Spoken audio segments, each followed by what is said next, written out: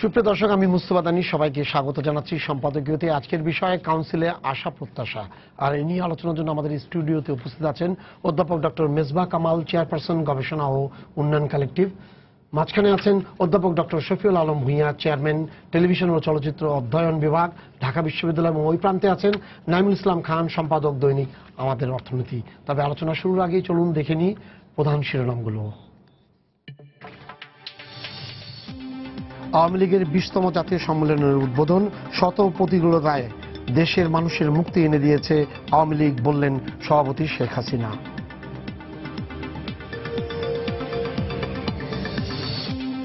যে কোনো সময়ের চেয়ে আওয়ামী লীগ এখন অনেক বেশি শক্তিশালী, সম্মেলনে দলের নেতারা নতুন নেতৃত্ব বেরিয়ে আসার প্রত্যাশা।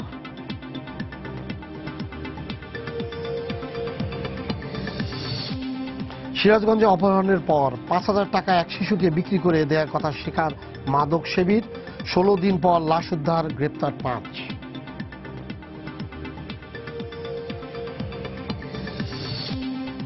ইতালির রোমে মসজিদ বন্ধের প্রতিবাদে বাঙালি মুসলিমদের প্রতীকী বিক্ষোভ, ঐতিহাসিক কলোসিয়াম চত্বরে শত শত মানুষের জুম্মার নামাজ আদায়।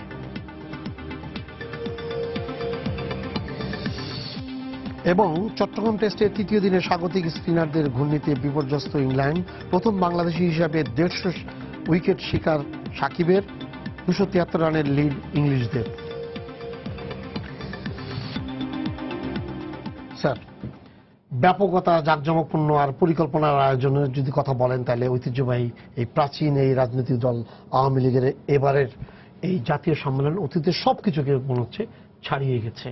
এই অবস্থায় প্রধানমন্ত্রী এবং দলের সভাপতি আওয়ামী লীগের, উনি একটা কথা খুব জোর দিয়ে বলেছেন যে দেশে কোনো দরিদ্র বলে কোনো জিনিস থাকবে না, এবং আপনারা খুঁজে বের করেন কারা কারা গরিব এবং তাদের আপনারা তালিকা তৈরি করে দেন। মানে কোন ইয়েতে উনি এই ধরনের বক্তব্য তুলে ধরেছেন জাতির কাছে? ধন্যবাদ আপনাকে। আসলে আমি যদি গোড়া থেকে শুরু করি যে এবারের সম্মেলনটা কেমন হলো, আমি মনে করি যে আপনার এদেশের রাজনীতির ইতিহাসে কোনো রাজনৈতিক দলের সম্মেলন এরকমভাবে এর আগে কখনো অনুষ্ঠিত হয়নি, আমি যতটুকু জেনেছি ইতিহাসের পাতা থেকে। কাজে এটা একটা শুধু মানে আয়োজনের ব্যাপকতার ব্যাপারেই না বা বিস্তারের দিক দিয়ে নয়, এটা আপনার সমস্ত কিছু মিলিয়ে এর যে ঐশ্বর্য, যে জাঁকজমক, শুধু ঢাকায় নয় গোটা দেশে, এবং সর্বোপরি আমার কাছে যেটা মনে হয়েছে যে কর্মীদের যে আপনার সম্পৃক্ত করতে পারা, নেতা কর্মী সমস্ত স্তরে তাদেরকে যেভাবে সম্পৃক্ত করতে পারা, এই বিষয়গুলোর মধ্যে দিয়ে একটা অত্যন্ত সুশৃঙ্খল সম্মেলন, জাতীয় সম্মেলন কিন্তু অনুষ্ঠিত হচ্ছে। এবং এটা প্রমাণ করে যে আপনার আওয়ামী লীগ এখন শুধু শক্তিশালী না, আওয়ামী লীগ এখন অনেক পরিণত একটা রাজনৈতিক দল। এবং যেহেতু পরিণত একটা রাজনৈতিক দল, সুতরাং তারা দেশের যে প্রয়োজন, মানুষের যে প্রয়োজন, সেগুলোকে মেটানোর ব্যাপারে তারা এখন আগের চেয়ে অনেক বেশি তৎপর থাকবে। এবং ধরুন এখানে একটা প্রতিনিধিত্বকারী একটা ব্যবস্থা কিন্তু গড়ে উঠেছে। এবার সম্মেলন হওয়ার আগে যে জেলা পর্যায়ের বা উপজেলা পর্যায়ের বা আরো তৃণমূল পর্যায় থেকে যে কাউন্সিলগুলো হয়ে আসার কথা, অধিকাংশ ক্ষেত্রেই সেগুলো হয়েছে। 100% ক্ষেত্রে হয়েছে কথা তো বলা যাবে না, কিন্তু অধিকাংশ ক্ষেত্রে বা প্রায় সর্বাংশে সেটা হয়েছে বলে আমি শুনেছি। তো সেদিক থেকে একজন রাজনৈতিক বিশ্লেষক হিসেবে যদি আমি বলি, একজন রাজনৈতিক পর্যবেক্ষক হিসেবে যদি আমি বলি, তাহলে আমি বলবো যে এটা কিন্তু দেশে যে গণতন্ত্রের যে চর্চা, সেই চর্চার জন্য সেটা এক ধরনের নতুন সংযোজন, এক ধরনের মাইল ফলকে আমি বলবো।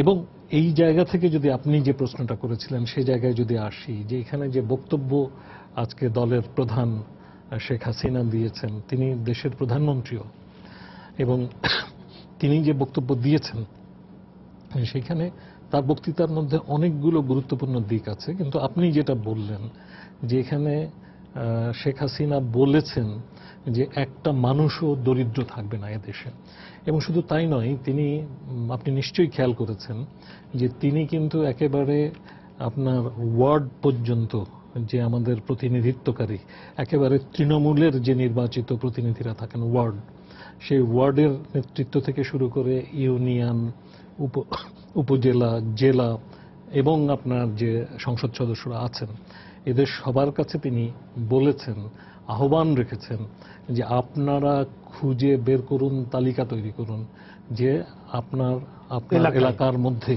কারা দরিদ্র মানুষ আছেন, কারা বঞ্চিত মানুষ আছেন, এবং তাদের তালিকা তৈরি করুন। এবং সেখানে তিনি কতগুলো ক্যাটাগরি বলেছেন। তার মধ্যে যেমন ধরুন তিনি বয়স্কদের কথা বলেছেন, দরিদ্র, হতদরিদ্র, প্রতিবন্ধী, নারী, এবং তার আলোচনার মধ্যে তো আপনার সন্তান সম্ভবা নারী থেকে শুরু করে এমনকি আমি শুনলাম যে সেখানে আপনার হিজড়া, হরিজন সকলের কথাই, কিন্তু অনেকের কথাই তিনি বলেছেন। তো সেইখানে আপনার তিনি দায়িত্ব দিয়েছেন দলের কর্মীদেরকে যে এই তালিকাটা প্রণয়ন করুন এবং তাদের যে প্রয়োজন সে প্রয়োজন মেটানোর জন্য সরকার ব্যবস্থা নেবে। তো এই যে আপনার এই যে দায়বদ্ধতার অঙ্গীকার তিনি এই সম্মেলনের মধ্যে দিয়ে করছেন এবং দলীয় কর্মীদের প্রতি যে দায়িত্ব অর্পণ করছেন, এটা কিন্তু একটা রেসপন্সিবল গভর্নমেন্টের ইঙ্গিতকে বহন করে। তো সেদিক থেকে আমি মনে করি যে আপনার এটা তার আলোচনার একটা বিশেষ দিক। আসলে আজকে তিনি এই সম্মেলনে যে বক্তৃতা দিয়েছেন, আমি দেখছিলাম যে বক্তৃতার অনেকাংশ জুড়েই কিন্তু জনমানুষের কথা ছিল, একেবারে গরিব খেটে খাওয়া মানুষের কথা। তো ধরুন বিতর্কের স্বার্থেই যদি বলি, কেউ কেউ হয়তো বলতে পারেন যে সামনে তো নির্বাচন আসবে এবং সেটাকে এবার যেভাবে নৌকা সাজানো হয়েছে সম্মেলনে দলীয় প্রতীক, এটা হয়তো একটা নির্বাচনী কৌশলের অংশ হিসেবে জনগণকে আপনার ভোটের জন্য জনগণের কথা বলতে হয়, সেগুলো বলছেন। কিন্তু আসলে তার বলার যে টোন ছিল, সেই টোন থেকে কিন্তু আমার কাছে মনে হয়েছে যে আমাদের এখানে আপনার একেবারে খোলাবাজারি অর্থনীতিতে কিন্তু এই দেশ যাবে না, বরং আপনার এখানে এক ধরনের মিশ্র অর্থনীতি গড়ে উঠবে, যেটা বঙ্গবন্ধুর অর্থনৈতিক আদর্শের দিশা ছিল, যেটা আমাদের মুক্তিযুদ্ধের যে চেতনা, সেই চেতনার সাথে সঙ্গতিপূর্ণভাবে এটা একটা রিফ্লেকশন ঘটছে। এবং আপনার এখানে এক ধরনের আপনার মানে এক ধরনের আপনার মানে মিশ্র অর্থনীতি বলতে আমি যেটা বোঝাতে চাইছি যে সেইখানে তো বাজার ব্যবস্থা আছে, থাকবে, কিন্তু আবার একেবারেই আপনার একেবারে নিয়ন্ত্রণহীন বাজার কিন্তু এখানে হবে না, সেটা একটা দিক। এবং সেইখানে আপনার মানে এমন একটা ব্যবস্থা গড়ে তোলার ইঙ্গিত আজকে এসছে যেখানে সাধারণ মানুষের যে প্রয়োজন, বিশেষ করে বঞ্চিত মানুষের যে প্রয়োজন, তার প্রতি তারা রেসপন্সিভ হবে। তো এই কথাটা বলেই আমি আপাতত শেষ করি, কিন্তু আরো অনেকগুলো কথা কিন্তু আমার বলা থাকলো। উনি তো বললেন এই কথা, আপনার দৃষ্টিতে কি মনে হচ্ছে এই কাউন্সিলটা? কাউন্সিলের পাশাপাশি যে উনি আজকে যে প্রধানমন্ত্রী এবং আওয়ামী লীগের সভাপতি, আজকে যদি আপনার মাননীয় প্রধানমন্ত্রীর বক্তব্যকে বুঝতে হয়, অনুধাবন করতে হয়, তাহলে কনটেক্সটটাকে একটু বর্ণনা করতে হবে যে এবারের সম্মেলনটা এমন একটা কনটেক্সটে হচ্ছে, যেই কনটেক্সটে এমন একজন প্রধানমন্ত্রী দলের দায়িত্বে আছেন যে যিনি অনেকগুলো সফলতাকে সাথে নিয়ে এই সম্মেলনে এসে ঢুকেছেন। সেই সফলতাটা কি? যে অর্থনৈতিক ক্ষেত্রে প্রায় 7% মতো গ্রোথ, আপনার অর্থনৈতিক প্রবৃদ্ধি তার হাতে আছে। তারপরে কূটনীতিতে তার অবিস্মরণীয় সাফল্য আছে। ধরেন চায়না এবং ভারতকে সুন্দর একটা ব্যালেন্সের মধ্য দিয়ে, বিশেষ করে সাম্প্রতিক চাইনিজ রাষ্ট্রপ্রধানের সফরের মধ্য দিয়ে আমাদের অর্থনীতিতে যে গতি সঞ্চারের সূচনা হওয়ার লক্ষণ দেখা যাচ্ছে, সেইটাকে মাথায় নিয়ে উনি এখানে এসেছেন। কারণ আপনি যদি আমাদের দেশের রাজনৈতিক দলগুলোর ঐতিহাসিক অ্যালাইনমেন্ট দেখেন বহিঃশক্তিগুলোর সাথে, চায়নাকে কিন্তু বেশিরভাগ সময় এন্টি আওয়ামী লীগ ফোর্সের সাথে এক ধরনের সখ্যতা দেখা গেছে। কিন্তু এবারে এসে দেখা যাচ্ছে যে চায়না এই সরকারের সাথেও কিন্তু কাজ করতে চাচ্ছে। যে ওয়ান বেল্ট ওয়ান রোড যে প্রকল্প চায়নার আছে, সেটা বাংলাদেশকে ছাড়া সম্ভব না, বাংলাদেশকে সাথে নিয়ে চলতে চায়। আবার বাংলাদেশের কিন্তু ভারতের সাথে একটা সুন্দর সম্পর্ক আছে। তো বাংলাদেশে যে আবার ভারত চায়নার মধ্যে যে টেনশন আছে সেটাও আছে। এই দুইটাকে কিন্তু সমন্বয় করে আমাদের প্রধানমন্ত্রী এমন একটা কূটনৈতিক দৃষ্টিভঙ্গিতে সামনের দিকে এগিয়ে যাচ্ছেন যেটা বাংলাদেশের অর্থনীতির জন্য অত্যন্ত শক্তিশালী।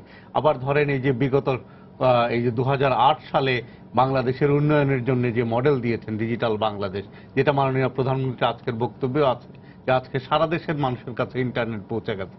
আজকে সারা দেশের মানুষের কাছে ডিজিটাল প্রযুক্তি সুবিধা পৌঁছেছে। আজকে ইউনিয়ন ডিজিটাল সেন্টারগুলোতে মানুষ গেলে আসলেই সরকারি অনেক সুবিধা তারা সেখানে পায়। ধরেন চাকরির আবেদন করা থেকে শুরু করে বিদেশে যাওয়া অনেক কিছু, যেগুলোর জন্য আগে ঢাকা শহরে আসতে হতো, সেটা হয় না। তো এই যে ডিজিটাল বাংলাদেশের সুফল, সামগ্রিক অর্থে মিলেনিয়াম ডেভেলপমেন্ট গোল পূরণের ক্ষেত্রে এই সরকারের যে সাফল্য, যেটা জাতিসংঘ স্বীকৃতি দিয়েছে এবং প্রধানমন্ত্রী নানা পুরস্কারে ভূষিত হচ্ছেন, এরকম একটা প্রক্রিয়ার, এরকম একটা বাস্তবতাকে সাথে নিয়ে উনি আজকে সম্মেলনে প্রবেশ করেছেন। এবং এই সম্মেলনের কিন্তু উদ্দেশ্যটা হচ্ছে দারিদ্র্য, বাংলাদেশে যে দারিদ্র্য সেটাকে আওয়ামী লীগ জাদুঘরে পৌঁছে দিতে চায়, যাতে আর কোনো দরিদ্র মানুষ থাকে না। এবং প্রধানমন্ত্রীর আজকের বক্তব্যে উনি স্পষ্ট করে বলেছেন যে আওয়ামী লীগের নেতা কর্মীদেরকে যে আপনি আপনার এলাকায় খোঁজ নিয়ে দেখেন কে গৃহহীন আছে, কে হতদরিদ্র আছে, কে না খেয়ে আছে, এরকম লোকের তালিকা করেন। সরকারের পক্ষ থেকে তাদের জীবন মান পরিবর্তনে যা কিছু করা দরকার সরকার করবে। যেটা মেজবা স্যার একটু ইঙ্গিত দিয়েছেন যে আজকে ধরেন পুঁজিবাদী উন্নয়নের এই যে বিকাশ, এই যে 7% গ্রোথ, এই উন্নয়নের যে সমস্যাটা হয় যে ধনী এবং দরিদ্রের মধ্যে ব্যবধানটা ক্রমশ বাড়তে থাকে, এইটাকে টেনে ধরার জন্য যে দরিদ্র মানুষ যাতে এই উন্নয়ন থেকে বঞ্চিত না হয়, সেই জন্যই কিন্তু এই যে সোশ্যাল ওয়েলফেয়ার ওরিয়েন্টেড অ্যাপ্রোচ, যেটা প্রধানমন্ত্রীর বক্তব্য ছিল যে উনি বিধবা ভাতা চালু করেছেন, উনি প্রতিবন্ধী ভাতা চালু করেছেন, উনি প্রসূতি মায়েদের জন্য ভাতা চালু করেছেন, উনি বয়স্ক ভাতা চালু করেছেন, সর্বশেষ 10 টাকা মূল্যে চাল দেওয়ার কথা বলেছেন। এবং সেই চালের ক্ষেত্রে ওনার দলের নেতাকর্মী সহ তৃণমূল পর্যায়ে যাতে কোনো ধরনের দুর্নীতি না হয় তার জন্য কিন্তু কড়া হুঁশিয়ারি দিয়েছেন এবং সেটা নজরদারির মধ্যেও রেখেছেন। তো এইগুলোর উদ্দেশ্যটা কি? এগুলোর উদ্দেশ্যটা হচ্ছে যে এই যে উন্নয়নের মধ্যে যাতে হতদরিদ্র মানুষ যারা সক্ষম না তারা যাতে এই উন্নয়নের সুফল থেকে বঞ্চিত না হয়, এটা একটা। এবং প্রধানমন্ত্রীর যে গোলটা যে 2020-এর মধ্যে বাংলাদেশ একটা মধ্যম আয়ের দেশে পরিণত হবে, 2041-এর মধ্যে বাংলাদেশ উন্নত রাষ্ট্রে পরিণত হবে, এবং তার জন্য যে যে কাজগুলো করা দরকার সেই কর্মসূচিগুলো এবারের সম্মেলন থেকে আসবে বলে আমার ধারণা। এবং সেই কারণেই যে সবাইকে নিয়ে সামগ্রিক অর্থে উন্নয়ন, যে পুঁজিবাদের রাস্তায় আমরা হাঁটলাম কিন্তু পাশাপাশি যাতে সোশ্যাল ওয়েলফেয়ার ওরিয়েন্টেড কর্মসূচিগুলো থাকে, যেটা হতদরিদ্র এবং ধনীর মধ্যে ব্যবধানটাকে কমিয়ে আনবে, সবাইকে উন্নয়নের সুফলের মধ্যে রাখবে। তো তার পাশাপাশি আরেকটি জিনিস উনি ইঙ্গিত দিয়েছেন যে দারিদ্র কমে এসেছে। উনি আরেকটা কথা খুব জোর দিয়ে বলেছেন যে বাংলাদেশ হবে রিজিওনাল হাব, প্রাচ্য এবং পাশ্চাত্য, পশ্চিম এবং পূর্বের মধ্যে সংযোগ হিসেবে বাংলাদেশ কাজ করবে, সেতু হিসেবে কাজ করবে। এবং আজকের এই সম্মেলনে অনেক বিদেশি অতিথি এসেছিলেন এবং তারাও কিন্তু এই যে বিশেষ করে আমাদের সাউথ এশিয়ান নেইবার যারা নেপাল থেকে যারা এসেছিলেন, যারা ভুটান থেকে এসেছিলেন, যারা ভারত থেকে এসেছিলেন, তারা সবাই কিন্তু একটা জায়গায় হাইলাইট করেছে বাংলাদেশকে, যে বাংলাদেশ এই দক্ষিণ এশিয়ায় শান্তি প্রতিষ্ঠার ক্ষেত্রে একটা গুরুত্বপূর্ণ ভূমিকা পালন করছে। আর প্রধানমন্ত্রী বলেছেন যে বাংলাদেশের যোগাযোগ ব্যবস্থাকে উনি এমনভাবে গড়ে তুলতে চান, বাংলাদেশ হবে আসিয়ান কান্ট্রি এবং ওয়েস্টের মধ্যে একটা যোগসূত্র। তো সেইভাবেই বাংলাদেশকে তৈরি করবেন, তাহলে বাংলাদেশ আপনার যোগাযোগের দিক থেকে সাউথ এশিয়া একটা হাবে পরিণত হবে, পাশাপাশি দক্ষিণ এশিয়ায় শান্তি বজায় রাখার ক্ষেত্রে বাংলাদেশ একটা গুরুত্বপূর্ণ ভূমিকা পালন করবে, বাংলাদেশ মধ্যস্থতার ভূমিকা পালন করবে। বাংলাদেশের যে পররাষ্ট্র নীতি, যে সকলের সাথে শান্তি, বাংলাদেশ কারোর সাথে কোনো দ্বন্দ্বে যাবে না এবং কোনো দ্বান্দ্বিক পক্ষগুলোকে সমর্থন করবে না, এরকম একটা দৃষ্টিভঙ্গিও কিন্তু প্রধানমন্ত্রীর বক্তব্যে উঠে এসেছে। এবং আরো অন্যান্য যারা ধরেন আজকে তো কানাডা থেকে, কানাডার একজন কনজারভেটিভ পার্টির একজন লিডার বক্তৃতা করেছেন, অস্ট্রেলিয়ান লেবার পার্টির একজন বক্তৃতা করেছেন, তারপরে আপনার চীনের কমিউনিস্ট পার্টির প্রতিনিধি পলিট ব্যুরোর সদস্য বক্তৃতা করেছেন। প্রত্যেকেই কিন্তু প্রধানমন্ত্রীকে অন্যভাবে হাইলাইট করেছেন। কেন? গত 7-8 বছরে এই প্রধানমন্ত্রীর নেতৃত্বে যে উন্নয়ন সাধিত হয়েছে তার জন্য বাংলাদেশের মানুষকে কংগ্রাচুলেট করেছেন তারা, এবং সেই মানুষকে সাথে নিয়ে উন্নয়ন করার জন্য মাননীয় প্রধানমন্ত্রীকে অন্যভাবে মূল্যায়ন করেছেন। আমার কাছে একজন রাজনৈতিক বিশ্লেষক হিসেবে যেটা মনে হয়েছে যে মাননীয় প্রধানমন্ত্রী যে বাংলাদেশের রাষ্ট্রনায়ক থেকে ধীরে ধীরে বিশ্ব রাষ্ট্রনায়কে পরিণত হচ্ছেন, বঙ্গবন্ধু একসময় যেভাবে জোট নিরপেক্ষ আন্দোলনের নেতা হিসেবে পরিণত হয়েছিলেন 70-এর দশকে, তো মাননীয় প্রধানমন্ত্রীও উন্নয়নশীল দেশগুলোর নেতা থেকে শুরু করে আপনি বিশ্ব দরবারে একটা ভালো অবস্থানেই যাচ্ছেন। আজকে বিদেশি অতিথিদের বক্তব্যে তার প্রতি যে সম্মানের প্রতিফলন আমরা তাদের বক্তব্যে দেখেছি, এই থেকে আমার কাছে এটা পরিষ্কার হয়েছে। নাইমুল ইসলাম ভাই, আজকে যে সম্মেলনের প্রথম দিনে সবচেয়ে সিগনিফিকেন্ট কোন জিনিসটাকে আপনার মনে হয়েছে? না, সবচেয়ে সিগনিফিকেন্ট না, এটা সামগ্রিকভাবে এটার সিগনিফিকেন্সটা আমি এটা দুইভাবে বলবো। একটা হচ্ছে যে এই পুরো অনুষ্ঠানটার মধ্যে শৃঙ্খলা, রুচি, এটার বিশালতা, এটার মধ্যে রং, রস, মাধুর্য এবং এটা উৎসাহ উদ্দীপনা মানুষের। এই উৎসাহ উদ্দীপনাটা যদি মাপতে হয়, আপনি কিন্তু শুধু এক সামিয়ানায় যে বাংলাদেশকে দেখেছেন তার বাইরেও দেখতে হবে যে বিস্তৃত পরিসরে লক্ষ লক্ষ মানুষ এসছে। শুধু কিন্তু ওই 6,500 প্লাস 50,000 অতিথি না, তার বাইরে অসংখ্য মানুষ সারা দেশ থেকে এসেছে উৎসাহ নিয়ে, উদ্দীপনা নিয়ে। ঢাকার হোটেলগুলিতে থাকার জায়গা নাই, সব আত্মীয় স্বজনের বাসা, হোটেল সব মিলিয়ে নিজের দায়িত্বে নিজের খরচে এখান থেকে উদ্দীপ্ত হতে এসেছে। তো এইটা এই সিগনিফিকেন্সটা এটা একটা সামগ্রিক বিষয়, কোনো একটি দিক আলাদা করে দেখানো যেতে পারে, কিন্তু এইরকম একটি একটি করে অনেকগুলি দিকই আসলে দেখা সম্ভব। তবে আমি এখানে যেহেতু অসাধারণভাবে মেজবা ভাই যেভাবে ওপেন করেছেন এবং শফিউলও যেভাবে এগিয়ে নিয়ে গেছেন আলোচনাটা, আমি শুধু একটা একটা জায়গা তৈরি করেছি আলোচনা। সেটা হচ্ছে যে দেখেন এই সম্মেলনটার কেন এইরকম একটা সম্মেলন, কেন এই সম্মেলনটা এত ব্যয়বহুল, এত বর্ণাঢ্য। এটা definitely deserving to the situation of Bangladesh, where it is today, what it is today. It is deserving to the government, where it is today, what it is today. এটা যদি দেখেন 5ই জানুয়ারি একটা নির্বাচন হয়েছে, এই নির্বাচনটা আমাদের কারোরই আসলে পছন্দ হয় নাই যে নির্বাচনটা এইভাবে হবে, এবং এটা শেখ হাসিনারও মোটেই পছন্দ হয়নি, আওয়ামী লীগেরও এটা কাঙ্ক্ষিত নির্বাচন ছিল না। যার ফলে দ্বিতীয়বার consecutive second term Awami League রাষ্ট্র ক্ষমতায়, রাষ্ট্রের দায়িত্ব পালন করছে। কিন্তু ওই বিজয়টা যেহেতু একটা অনভিপ্রেত নির্বাচনী প্রক্রিয়ার ভিতর দিয়ে হয়েছে, তারা কিন্তু এটা সেলিব্রেট করে নাই। ইফ ইউ রিমেম্বার, রাজনীতি, সহিংসতা, কর্মসূচি এমন বিচ্ছিরি অবস্থায় ছিল, দেশের মানুষ, দল কেউ সেলিব্রেশনের মুডে ছিল না। এই জিনিসটা যখন এখন নিয়ন্ত্রণের মধ্যে অনেক দিন ধরে, সেই রাজনৈতিক বিজয়ের সেলিব্রেশন এটা নাম্বার 1। আমি 3-4টা বলবো, আরো অনেকভাবে বলা যায়।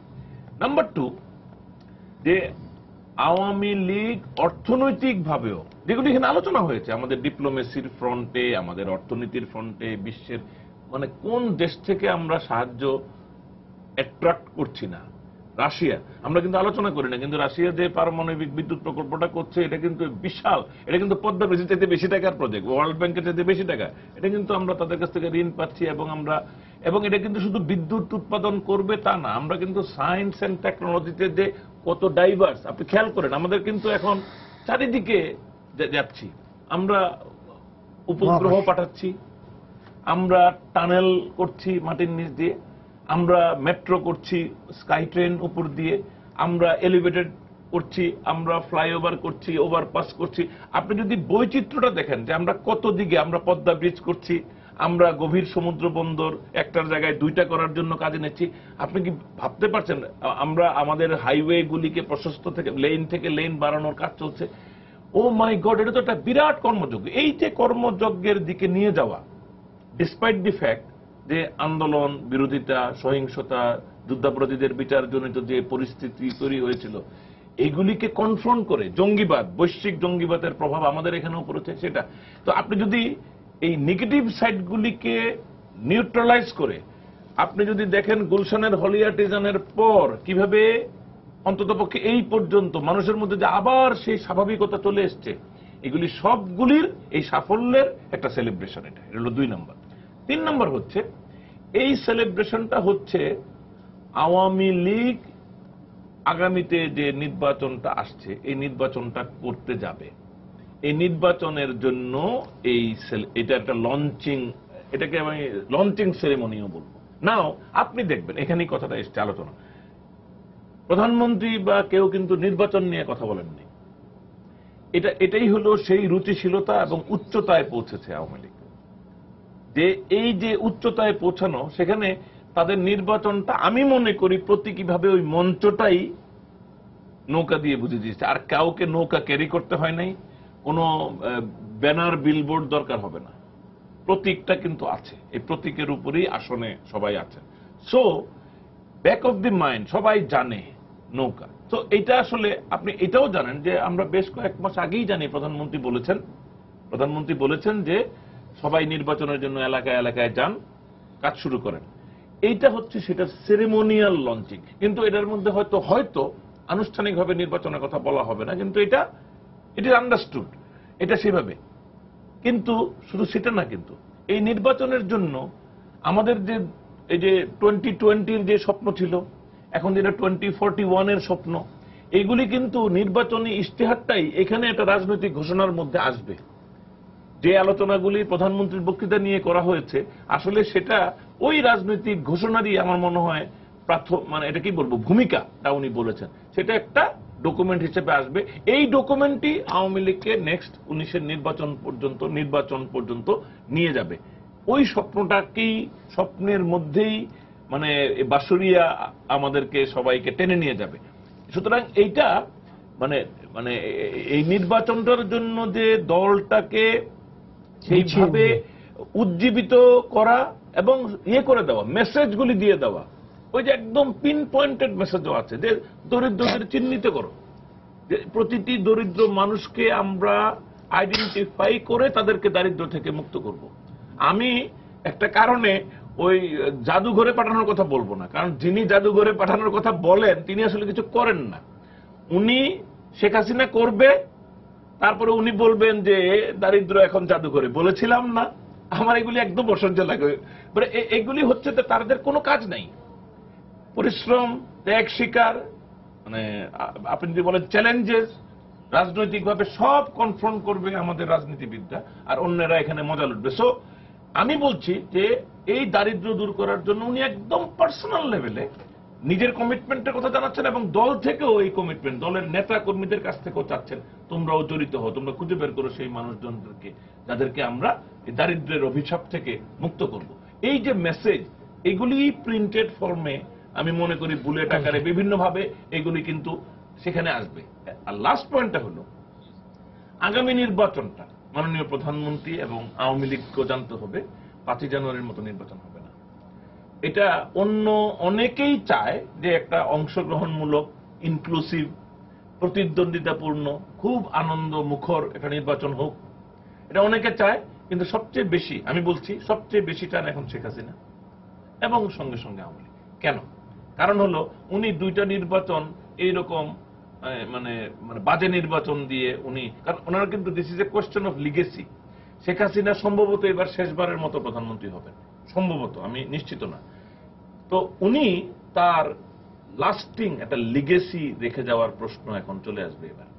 এটা দুইভাবে। আরেকটা চ্যালেঞ্জ আছে তার, বাংলাদেশের সুবর্ণ জয়ন্তী, 50 বছর উৎসব আছে, বঙ্গবন্ধুর শততম জন্মবার্ষিকী, এই দুটো বিশাল বিষয় কিন্তু, এবং এই দুটোর সাথেই আমাদের গণতান্ত্রিক সংগ্রামের ঐতিহ্য জড়িত। সুতরাং আগামী নির্বাচনটা যদি একটা পচা নির্বাচন হয় আবার, তো ওই সেলিব্রেশনগুলি কিন্তু মানে তৃপ্তিদায়ক হবে না। প্রধানমন্ত্রী এটা চাইবেন না, মানে উনি চান না বলেই একটা ইনক্লুসিভ নির্বাচন হবে, আনন্দমুখর নির্বাচন হবে। তার মানে কি? তীব্র প্রতিদ্বন্দ্বিতাপূর্ণ নির্বাচন হবে। এইটা মাননীয় প্রধানমন্ত্রী জানেন এবং বুঝেন বলেই নির্বাচনের জন্য দলকে আরো বেশি কাজ করার জন্য, আরো আগে থেকেই মাঠে কাজ করার জন্য এখানে দিক নির্দেশনা দিয়েছে। স্যার, আপনাকে যাওয়ার আগে একটা টেলিফোন আছে। দর্শক, আপনার পরিচয় দিয়ে প্রশ্ন করুন। আসসালামু আলাইকুম। ওয়ালাইকুম আসসালাম। জি, আমি হাবিব বলছিলাম শাহজাদপুর, সিরাজগঞ্জ থেকে। আমার জানার আগ্রহ আজকের আলোচক ভাইয়ের কাছে যে বাংলাদেশ আওয়ামী লীগ এমন একটি দল যে দলটির পরিচর্যা করেছেন জাতির জনক এবং 4 নেতা সহ তৎকালীন যত নেতাকর্মী ছিলেন, তখনকার সময়ে যদি বঙ্গবন্ধু আরো 100 বছর বেঁচে থাকতেন, তাহলে কিন্তু সাধারণ মানুষ ওনাকে বারবার নির্বাচিত করে নিয়ে আসতেন, তাকে বারবার ভোট দিতেন, হেঁটে গিয়ে তার কাছে ভোট চাওয়া লাগতো না জনগণের কাছে।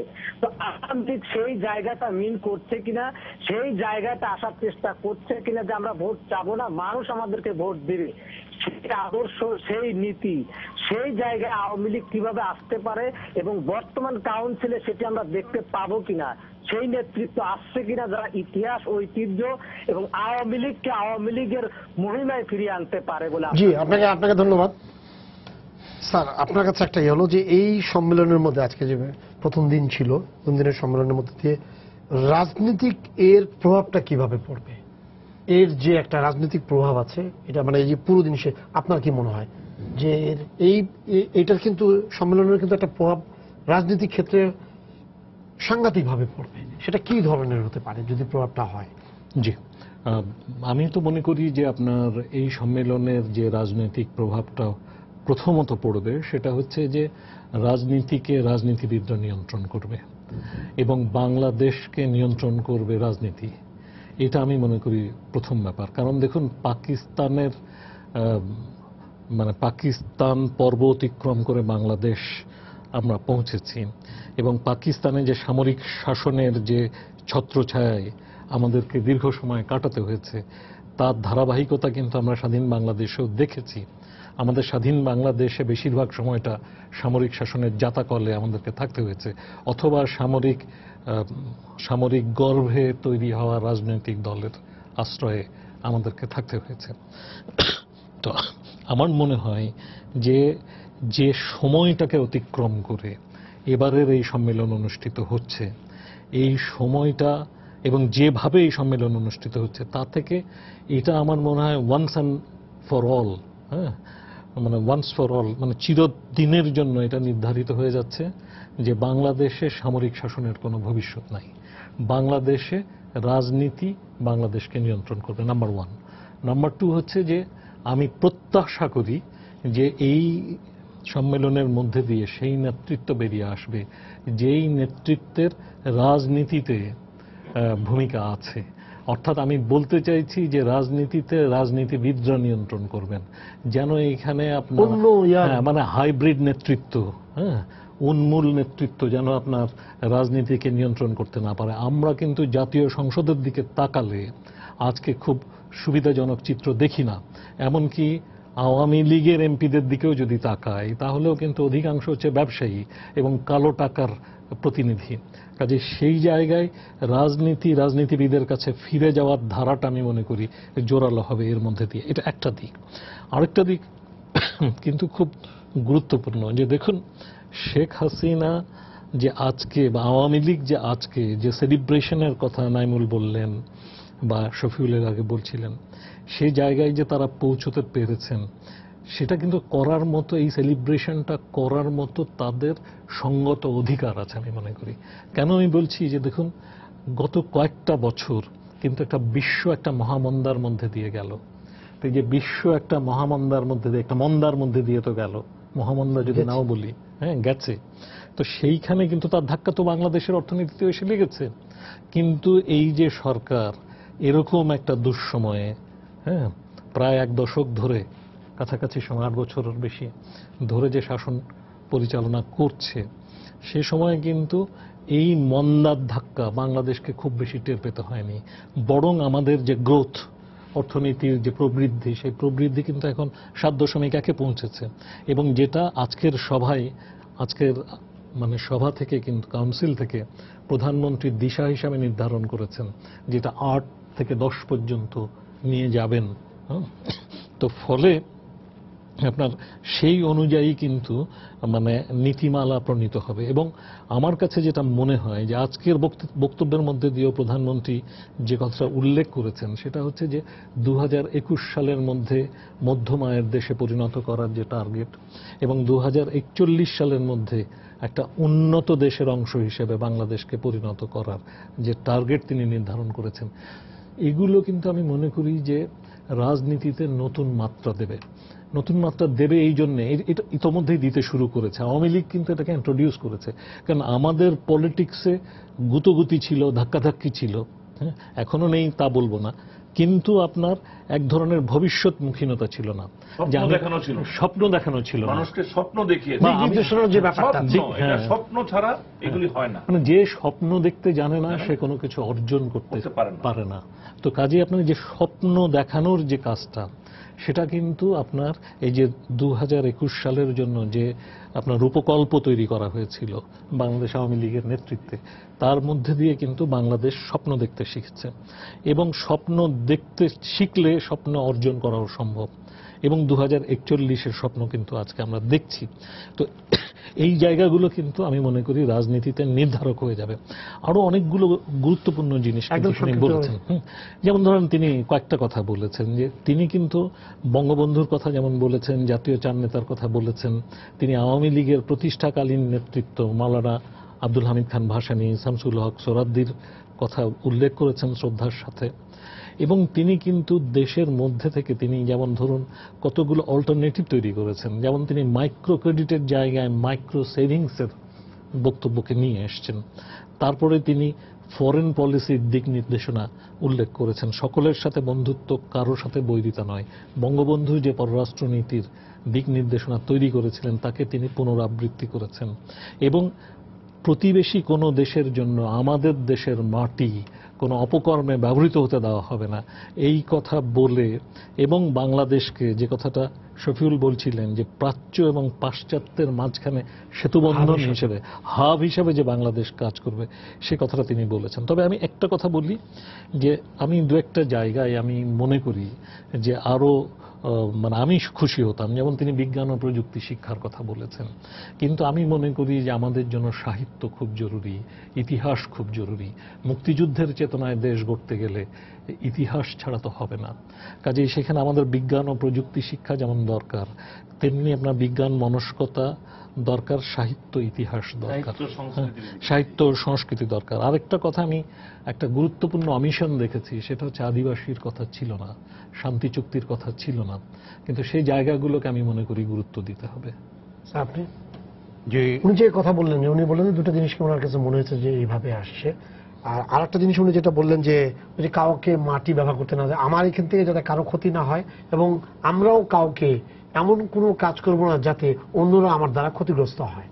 যেটি যথার্থই যে প্রধানমন্ত্রী কিন্তু পরিষ্কার করে দিয়েছেন যে বাংলাদেশে সন্ত্রাসবাদের কোনো জায়গা নাই, এবং বাংলাদেশের মাটি ব্যবহার করে প্রতিবেশী সহ অন্য দেশে সন্ত্রাসবাদী কর্মকাণ্ড পরিচালনা করা যাবে না। এই বক্তব্যের মধ্য দিয়ে কিন্তু উনি প্রতিবেশী রাষ্ট্রগুলোকে, বন্ধু রাষ্ট্রগুলোকে একটা নিশ্চয়তা দিয়েছেন যে বাংলাদেশ বন্ধু হিসেবে তার প্রতিবেশী রাষ্ট্রগুলোর দিকে থাকবে। এবং পাশাপাশি তিনি এটাও বলেছেন যে বাংলাদেশ রাষ্ট্রটি সকল ধর্মের, সকল সম্প্রদায়ের, কারণ উনি মুক্তিযুদ্ধের চেতনার কথা বলেছেন, যে মুক্তিযুদ্ধের যে চেতনা ছিল, যে অসাম্প্রদায়িক চেতনা, সেই অসাম্প্রদায়িক চেতনার কথাটি উনি বারবার আজকে মনে করিয়ে দিয়েছেন, যে এদেশে কোনো ধরনের ধর্মীয় উগ্র সন্ত্রাসবাদের জায়গা নেই, কারণ মুক্তিযুদ্ধের যে চেতনার মধ্য দিয়ে বাংলাদেশ রাষ্ট্রের জন্ম হয়েছে সেখানে এটার কোনো অস্তিত্ব ছিল না।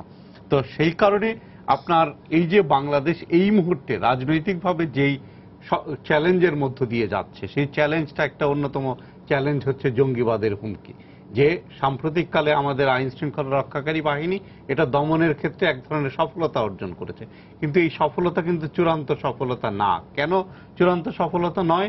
কারণ হচ্ছে এই জঙ্গিবাদী কর্মকাণ্ডগুলো কিন্তু একটা ভাবাদর্শ নির্ভর, যেই ভাবাদর্শটা হচ্ছে ধর্মভিত্তিক। আরো স্পষ্টভাবে বললে ইসলাম ধর্মের এক ধরনের অপব্যাখ্যা, ভুল ব্যাখ্যা দিয়ে এই সন্ত্রাসবাদী কর্মকাণ্ডে সাধারণ তরুণদেরকে আপনার সংযুক্ত করা হয়। তো এটার বিকল্প আইডিওলজি আমাদের উপস্থাপন করতে হবে। সেই আইডিওলজিটাই আজকে প্রধানমন্ত্রী বলেছেন, সেটাই হচ্ছে আমার মুক্তিযুদ্ধের চেতনা, সেই অসাম্প্রদায়িকতা। এখন এই অসাম্প্রদায়িকতার চর্চা এবং এই জঙ্গিবাদের বিপরীতে আপনার যে অসাম্প্রদায়িক রাজনীতিকে নেতৃত্ব কে দিবে? সেই নেতৃত্ব আওয়ামী লীগকেই দিতে হবে। যে সামাজিক সাংস্কৃতিক আন্দোলনের যে সূচনা করতে হবে জঙ্গিবাদের বিরুদ্ধে, এই যে আইন শৃঙ্খলা রক্ষাকারী বাহিনীগুলোর পাশাপাশি মানুষের মনোজগতে পরিবর্তনের জন্য সেই কাজটা আওয়ামী লীগকে করতে হবে। এবং আমার ধারণা, আমি বিশ্বাস করি যে এবারের যে ঘোষণাপত্র আসবে সম্মেলন শেষে, সেখানে এই বিষয়টি আপনার স্পষ্টভাবে উল্লেখিত হবে।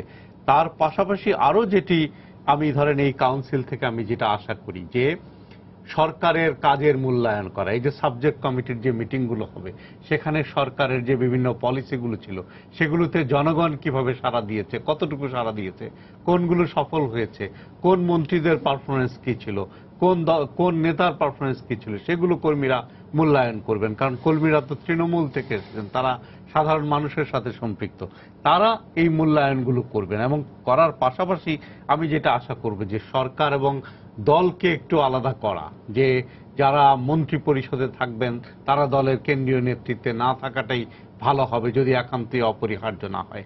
কারণ আওয়ামী লীগকে দল হিসেবে সরকার এবং জনগণের মধ্যে সেতুবন্ধন হিসেবে কাজ করতে হবে। তো সেই সেতুবন্ধন হিসেবে কাজ করতে গেলে এমন সব নেতাদেরকে আপনার দলের নেতৃত্বে নিয়ে আসতে হবে যাদের জনসম্পৃক্ততা আছে, যাদের সততা আছে, যারা জনগণের জন্য কাজ করতে চায়, যারা আওয়ামী লীগের আদর্শকে ধারণ করে, মুক্তিযুদ্ধের আদর্শকে ধারণ করে, সেই ধরনের নেতাকে আপনার আমি কথা শেষ পর্যায়ে আছি নাম ভাই, উনি যেটা বলেছেন যে নেতৃত্বের ব্যাপারটা, এবং তৃণমূল পর্যায়ে কিন্তু মানে তাদের একটা প্রত্যাশা আছে যে এই জন্য নবীন এবং প্রবীণদের সমন্বয়ে এমন একটা আগামী দিনের নেতৃত্ব দেওয়ার মতো আসুক, যেখানে তারা সঠিকভাবে মূল্যায়িত হবে, পাশাপাশি সঠিক নির্দেশনা পাবে। আমরা হয়তো নেতৃত্বে তো একটা ব্যাপক পরিবর্তন আসবে বিভিন্ন র্যাঙ্ক এন্ড ফাইলে। এখন তরুণ নেতৃত্ব বলতে কি বোঝাই জানি না, কারণ ধরেন আমি 57 বছর বয়সে 20 বছর আগে আলোচনা করলে আমাদেরকে বিবেচনা করা হয়তো প্রবীণ লোক হিসেবে, কিন্তু এখনো কিন্তু মানে আমরা এখনো ইয়াং এডিটর হিসেবে পরিচিত হই, কারণ আমাদের লাইফ এক্সপেক্টেন্সি হায়ার। আর আমাদের 17-18 বছরের পুরনো বয়সে জ্যেষ্ঠ সম্পাদকরা এখনো আছেন। এখন 20 বছর 25 বছরের সিনিয়ররা এখনো সম্পাদক। আমি সম্পাদক হিসেবে 35 বছর কাজ করার পরও আমি নাকি এখনো ইয়াং এডিটর। তো এইগুলি কিছু সমস্যা থাকবে, কিন্তু এটা যেই শর্তগুলির কথা বলা হয়েছে তার অনেকগুলি। নারী সম্ভবত আরেকটু কিভাবে বাড়ানো যায়, আরো ইয়াঙ্গার, তুলনামূলকভাবে ইয়াঙ্গার নিউ ফেসেস কিভাবে দায়িত্ব দেওয়া যায়, আমার মনে হয় সেই ধরনের একটা ব্যাপক পরিবর্তন হবে। সুতরাং আমরা বিভিন্ন র্যাঙ্ক এন্ড ফাইলে নতুন মুখকে দেব। এটাকে আমি কোনো বৈপ্লবিক পরিবর্তন বলবো না, কিন্তু এটা একটা ন্যাচারাল একটা পরিবর্তন হবে। আবার আমার কাছে তো পছন্দ হতো যদি 40-এর নিচে প্রচুর মানুষকে নেতৃত্বে নিয়ে আসা যেত, কারণ বঙ্গবন্ধু যখন 6 দফা দেন ওনার 40ও হয় নাই সম্ভবত তখন বয়স। সুতরাং বাংলাদেশকে উনি স্বাধীনতার সংগ্রামের দিকে নিয়ে গেলেন এককভাবে, দলও তার ব্যাকিং এ ছিল না, সেটার জন্য তো বয়স ওনার বাধা হয়ে দেখা দেয় নাই, বরং এটাই হয়তো একটা শক্তি ছিল। তো আমাদের এখানে এটাকে নানানভাবে মানে দেখতে হবে। আমি বিশ্বাস করি যে একটা পরিবর্তন হবে, এবং এটা আমাদের সামগ্রিক রাজনৈতিক, কারণ এই যে সামগ্রিক রাজনীতির স্ফিয়ারে ইনফ্লুয়েন্সটা রাখবে এই জন্য যে আমাদের এখানে অন্যান্য দলগুলো মূলত রাজনীতি বলতে নির্বাচনকে বুঝে। তো এখন আগামী নির্বাচনটা যেহেতু একটু প্রতিদ্বন্দ্বিতাপূর্ণ হবে, এটাকে ইনক্লুসিভই করবেন প্রধানমন্ত্রী, এটা চান নানান কারণে যেগুলি বলেছে, এবং এর বাইরেও তার নিজস্ব কারণ থাকবে। তো এই জন্যই একটা ব্যাপক পরিবর্তনের সূচনা এইটাই হবে আমাদের কি বলবো মানে লাইন, যে লাইন থেকে পরবর্তী কাজগুলির এই সূচনাটা হবে। আর এমনিতে আলোচনা করলে এখানে যে বাংলাদেশকে যে হাব বা প্রাচ্য এবং পাশ্চাত্যের এটা কি বলবো সেতুবন্ধ, উনি কিন্তু আরো একটা কথা বলেছিলেন বঙ্গবন্ধুর রেফারেন্স দিয়ে, বলেছিলেন এই বক্তৃতায় না, তার কয়েকদিন আগে বলেছিলেন যে বঙ্গবন্ধুর স্বপ্ন ছিল এশিয়ার সুইজারল্যান্ড করা বাংলাদেশকে। তো শান্তির অর্থে উনি কিন্তু সেই বার্তাটাই দিচ্ছেন। দেখেন ভারতের সাথে সম্পর্ক শফিউল অনেকখানি বলেছেন, চায়নার সাথে সম্পর্ক, রাশিয়ার সাথে সম্পর্ক, জাপানের সাথে সম্পর্ক, এবং আমরা যে সার্ক সামিটে গেলাম না এটার কারণ মানে লাউডলি বলেছেন, কিন্তু লাউডলি আবার এটাও বলেছেন যে ভারতের কারণটা ডিফারেন্ট, আমাদের কারণটা ভারতের কারণ এক নয়, কিন্তু একই সঙ্গে আমরাও বিরক্ত বোধ করেছি পাকিস্তান। আবার বলেছেন পাকিস্তানের সাথে আমার সম্পর্কও থাকবে, আবার বলেছেন সার্ককেও শক্তিশালী, এবং ভারত এখন ফলো করেছে। এখন ভারতও বলছে না সার্ক রাখতে হবে। সো বাংলাদেশ যখন ডিজিটাল বাংলাদেশের কথা বলেছে, ভারত কিন্তু এক টার্ম পরে এখন এসে ডিজিটাল বাংলাদেশের কথা বলেছে। সুতরাং বাংলাদেশও যে বাংলাদেশের পথ দেখায় এবং বিশ্ব পরিসরে দেখায়, এগুলো কিন্তু ইম্পর্টেন্ট এবং সিগনিফিকেন্ট। সময় আপনাদের ধন্যবাদ, সময় শেষ হয়ে গেছে। সবাইকে শুভেচ্ছা জানিয়ে শেষ করছি আজকের সম্পাদকীয়। আগামীকাল আবারও দেখা হবে রাত 10টায়, দেখার আমন্ত্রণ রইল। শুভরাত্রি।